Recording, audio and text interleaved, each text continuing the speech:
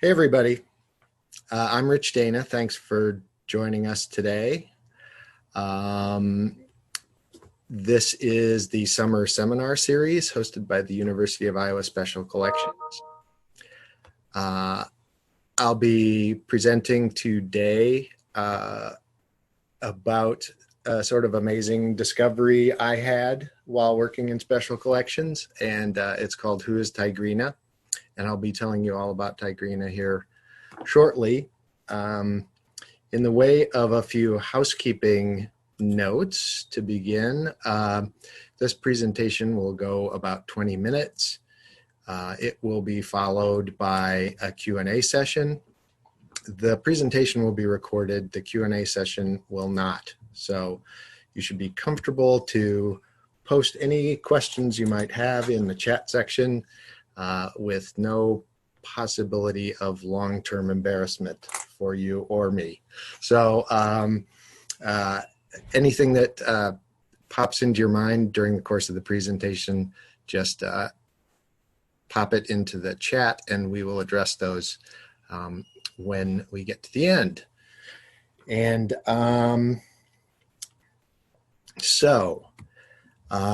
as I said, I'm Rich Dana. I'm one of the Olson Graduate Research Assistants at Special Collections. My email address is there at the bottom. If there's anything that you're curious about after the presentation and don't have a chance to post a question, I'd be more than happy to hear from you afterwards. So the story I'm sharing today is about a discovery that I made while working on the Hevelin Science Fiction Collection.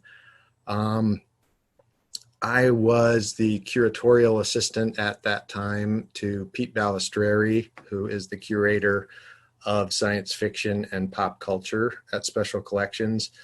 And he gave me the job of going through, he sort of thought he was giving me a crappy job of going through the odds and ends at the end of a collection, a lot of office stuff and other seemingly non-interesting things. But then I started discovering all of this amazing correspondence. And among it were letters back and forth between Rusty Hevelin and someone named Tigrina, who had this amazing signature that you see on the slide right now. And I got very curious about who this Tigrina was, and it sort of led me on a journey of discovery that ended up answering some questions that I had that had nothing to do with the Hevelin collection, really. So it was one of those serendipitous things. Just a little bit about the Hevelin collection for anybody who doesn't know anything about that particular collection. Rusty Hevelin was a collector of science fiction books and periodicals, fanzines, and memorabilia. He attended the second ever Worldcon in 1940. He hitchhiked from California when he was 19 to Denver to go, and he was hooked and spent the rest of his life as a huge science fiction fan. And he was kind of legendary among fans. And when he passed away in 2011, he left his entire collection to the University of Iowa, and it amounted to 400 boxes of materials. So fanzines, pulp magazines, ephemera, con material, all sorts of stuff. Just an amazing assortment.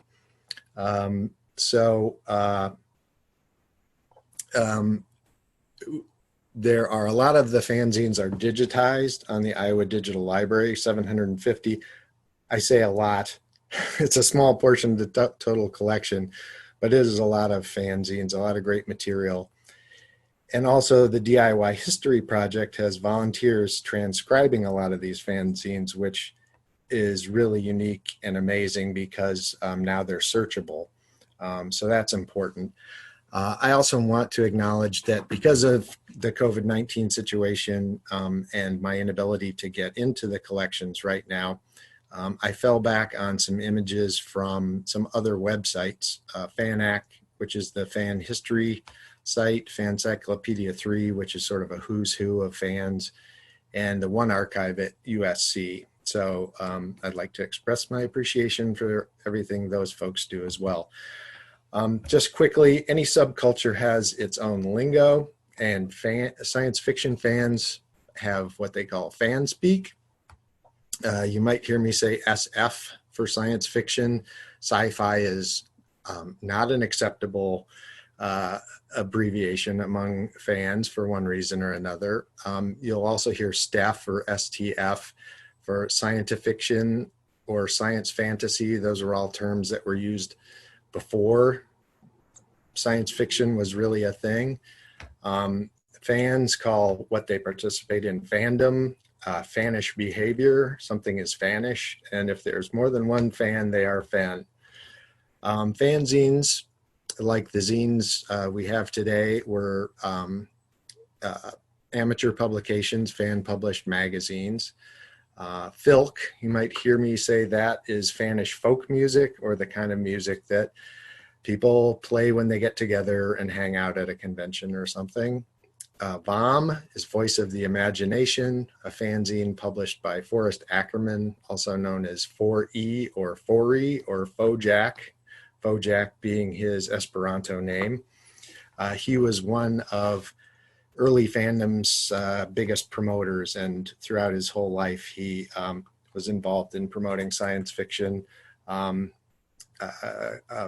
A controversial, loved and reviled character, and I really don't have time to tell you all the amazing things about Forrest Ackerman, but we'll be hearing more about him shortly. And then last, you might hear LASFAS, which is short for the Los Angeles Science Fantasy Society, which plays a big role in this story. So moving ahead, this was the first letter that I found, and the letters were mixed in with a lot of other material. It was really hard to find a lot of stuff, and but I kept finding these letters from Tigrina. This one is talking about Ray Bradbury and how Rusty should come to the LASFAS meeting because Ray Bradbury is going to be in town. And in 1947, Ray Bradbury was in his 20s and had only published a couple of stories. So it was basically saying, hey, one of your old friends is here and you should come and hang out. And I just thought, that is just amazingly cool. I need to find out more about this person. So I started digging in. Rather than tell you too much about Tigrina just yet, I have enlisted the assistance of Lindsay Moen, my moderator, and coincidentally my boss.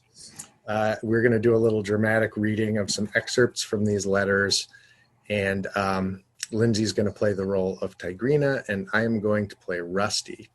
So we'll have a little theater of the mind, so to speak, for the viewers out there. I am Rusty, Lindsay is Tigrina. So, dear Tigrina, I've just made the sad discovery that the dollar I enclosed in the letter I sent to the club yesterday was one of my, quote, disintegrators, unquote, and that you will find, therefore, nothing more than a tiny bit of greenish powder, and probably not even that. I am therefore enclosing in this letter one of the regular bills printed and distributed by the United States government. Please give it to the treasurer as my bit toward the keeping of the club room. Steph News came this morning with the news that you are making hay with the radio programs. How about some lessons? I'm going to have to do something to augment my income in a few months, and that looks like the easiest way. Good cheer, Rusty. Dear Rusty Baron, your letter, coyly wrapped around the quote, happy lettuce, unquote, greeted me upon my arrival at the club room last evening. Both Forrest and I thank you on behalf of the club for your personal interest in the maintenance of the Los Angeles Science Fantasy Society headquarters. Your name has been conspicuously absent from my club notes, and I hope that you will soon make it possible for me to include you one more in the list of those who attend our Thursday evening gatherings. I did not quite comprehend your reference to a previous letter in which was enclosed one of your disintegrate dollar bills. Your missive must have disintegrated also, as I have seen no sign of it. I noticed by the return address on your envelope you are still affiliated with the United States Marines. I suppose that you have heard by now that Forrest recently has been promoted from the status of Staff Sergeant to civilian. What's this about my radio antics being mentioned in Step News? I was not aware of it. So you would like a course in how to win money on radio broadcasts in 10 easy lessons? I will mail you a list of the contest programs and information on how and where my tickets may be obtained. Audience participation broadcasts are great fun and often very remunerative, particularly so to servicemen who are favored by the Masters of Ceremonies. We all miss you. Cordially, Tigrina. Dear Tig, I'm inspired to writing by your letter of the 15th, which came as a nice birthday present the next day. For the benefit of your notes, I shall try to be present at the meeting next Thursday, though you must not hold it against me if I fail. I was only kidding about the radio programs. My time is too occupied at present for such amusements. Within the 3 or 4 weeks, though, I might call upon you for the information you offered. I might enjoy getting in on something like that. I know I would enjoy any money that comes my way.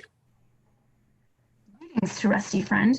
I fear that I am slightly remiss in replying to your February 26th missive.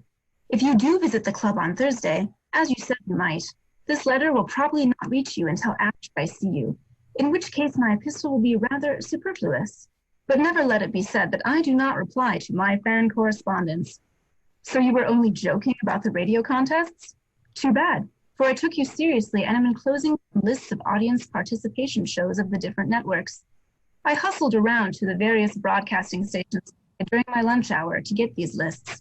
So I hope that you will put them to good use and use some time in the near future and not just toss them in the file 13, paste or wafer basket to you. Incidentally, while in CBS studios today, I saw Frances Langford and her tall, dashing, suntanned spouse, John Hall, strolling casually among the passerbys in the lobby. Yum, yum. Dear Tig, I too refuse to let it be said that I do not answer my fan correspondence. If we keep this up, it may never end. I suppose that one or the other of us will die someday, though, and that ought to break the chain. Or will it? The past week or two have kept me pretty busy with one thing and another. I finally managed to get the 3rd issue of The Writer stenciled this weekend, and I will probably come in early on Thursday to run it off on the Club Mimeo. Thank you for the information about the radio programs. Now that you've gone to all the trouble, I shall certainly have to make use of it. Mayhaps I'll get rich off your efforts. My new car is a 10-year-old 1936 Gram. Luckily, it is in the final stages of being overhauled. I should know whether to trust the word of a friend soon. Wish me luck. Boo! 'Tis me again, or more grammatically, it is I. Having seen you not only Thursday evening at the club, but at Fran's on Saturday evening, the ill-fated broadcast experiment on Sunday, I am at rather of a loss of what to write about. Since the streetcars and buses are still on strike, I am somewhat confined to home, so nothing much of interest had occurred that would make suitable subject material for correspondence. You are fortunate in having an automobile, especially during these days. Hopefully you will be seen more often at LASFIS meetings on Thursday nights. From one of the chicks from the sticks, Tigrina. Dear Tigrina, as I mentioned last night, this time it is I who is at a disadvantage by virtue of having seen you only last night. Manfully, though, I shall struggle through and at least complete a couple of paragraphs.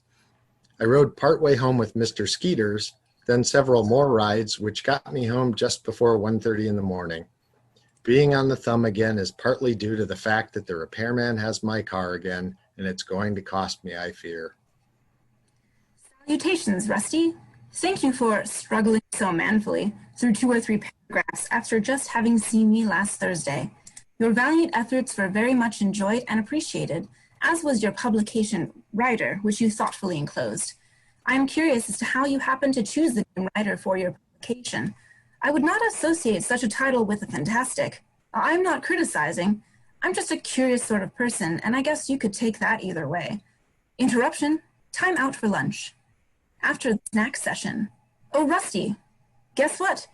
During my noon hour, I whisked off to Hollywood and Vine to a sidewalk radio show, was chosen to answer a question, and I won an immense 5-pound box of Bloom's candies, my favorite brand too.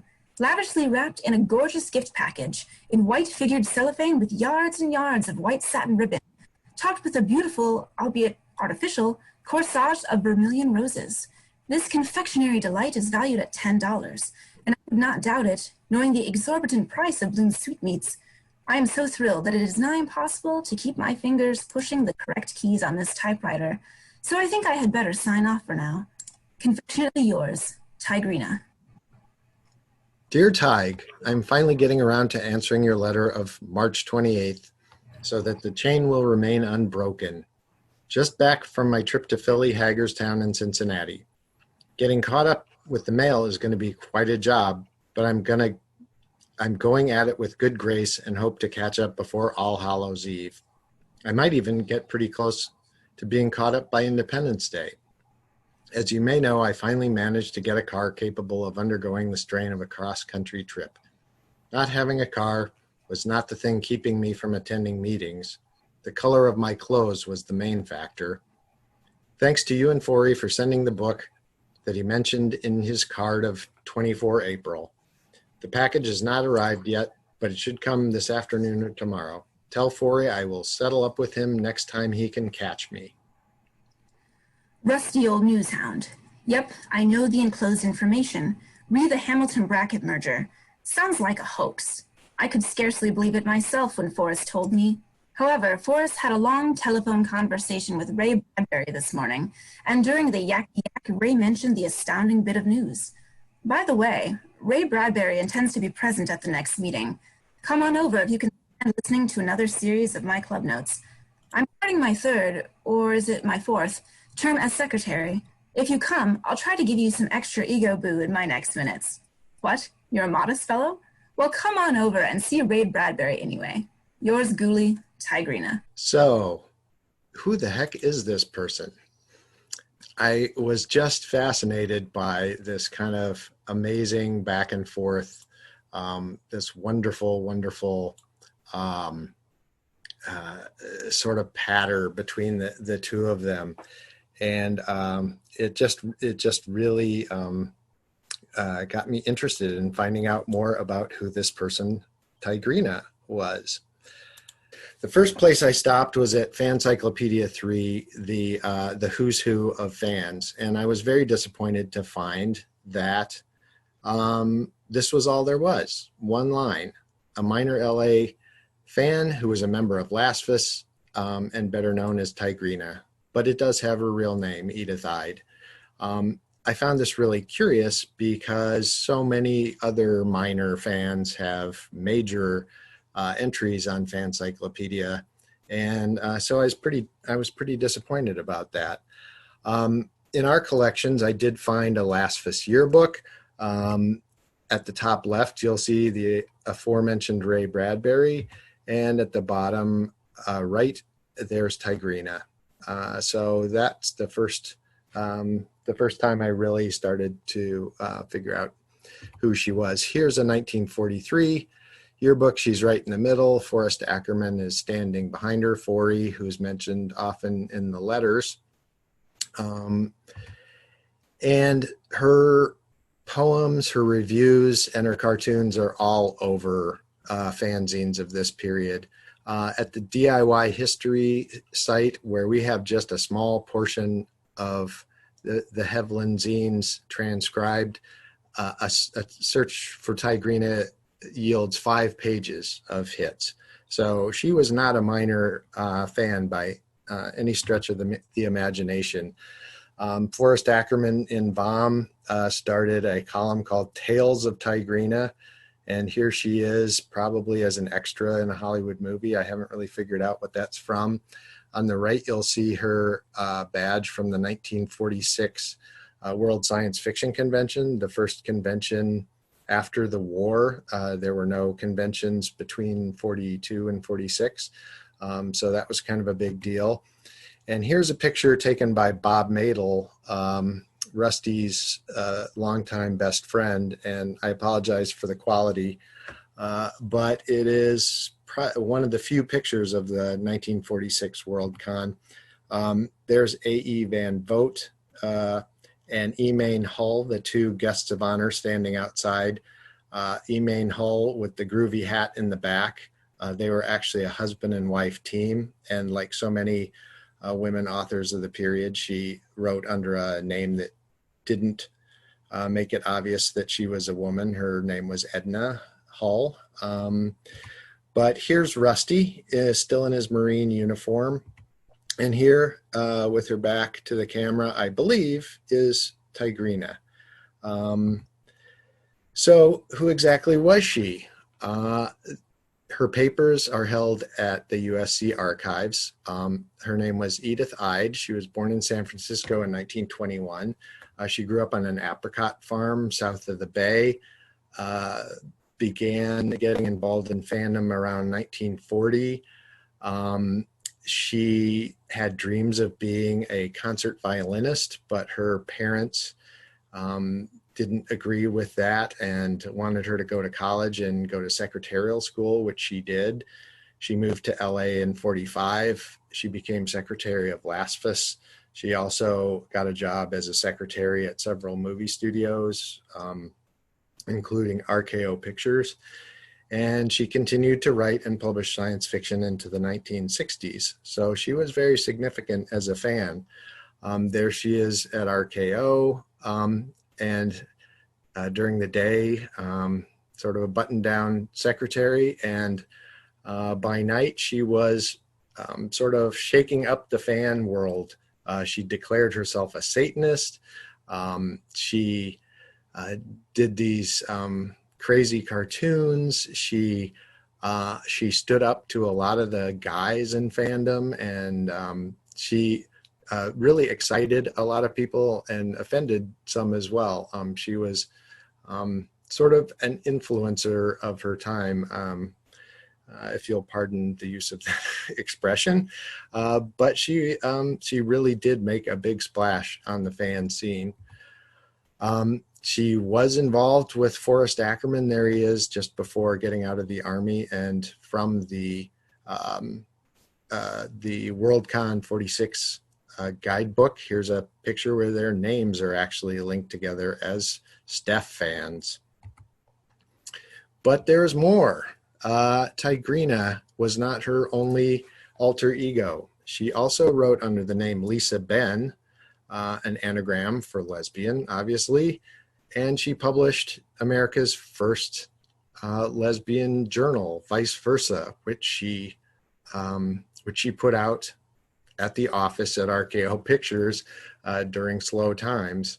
Her boss told her to always look busy, and so she did just that, using carbon paper and duplicating it, typing it over and over again, making multiple copies, and started cranking out this amazing lesbian-oriented fanzine, which she distributed at clubs and bars and coffee houses around the LA area.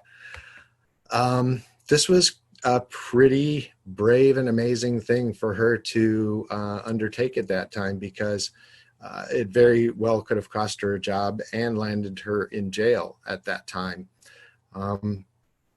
This was about the time she left LASFUS, but indications are it was not because she was not accepted. In fact, LASFUS was sort of famous for being accepting of gay and lesbian people.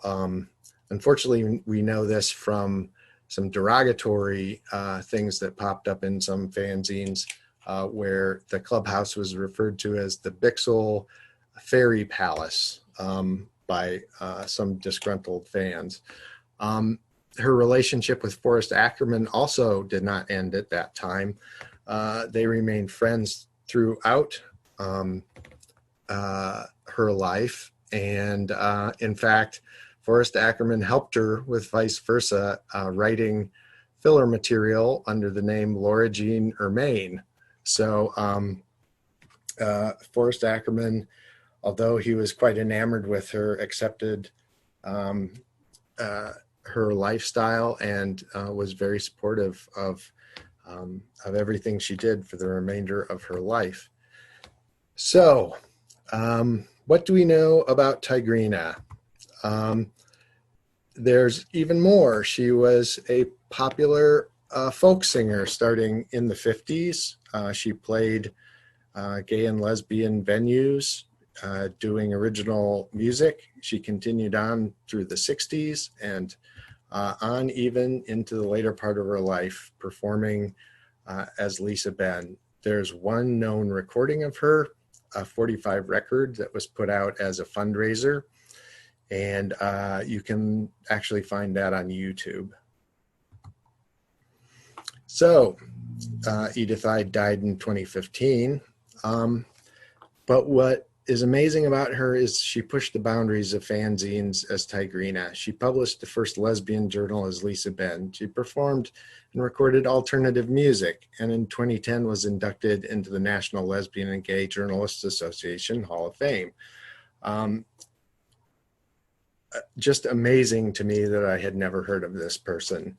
Such an incredible story. It's not a stretch to think that she sort of influenced a lot of later zine culture. And even if zinesters of the 70s, 80s, and 90s didn't know about her, she really laid the groundwork for a lot of what came after. And so a lot of stuff has started popping up since I found this in 2018. It seems to be sort of in the zeitgeist. Several articles have popped up online, really great bios. I wouldn't be surprised to see a book come out about her soon. For my own small part, I got permission to become an editor on Fancyclopedia so that I could start editing her entry. And I noticed the other day that a couple of people have since added to that. So trying to do my own tiny little part to righting some of the wrongs and keeping her memory alive. So this is the kind of thing that happens when you work in special collections. You go down these rabbit holes and find out these amazing things that you never knew, and just really enrich your life when you do. Very exciting, and just a whole lot of fun to find out about Tigrina. So that's the end of my presentation, and this will be the end of the recording. I thank you all very much for giving me the time and sitting through my fumbling of some of the technology, but I will be happy to field any questions that you might have at this time.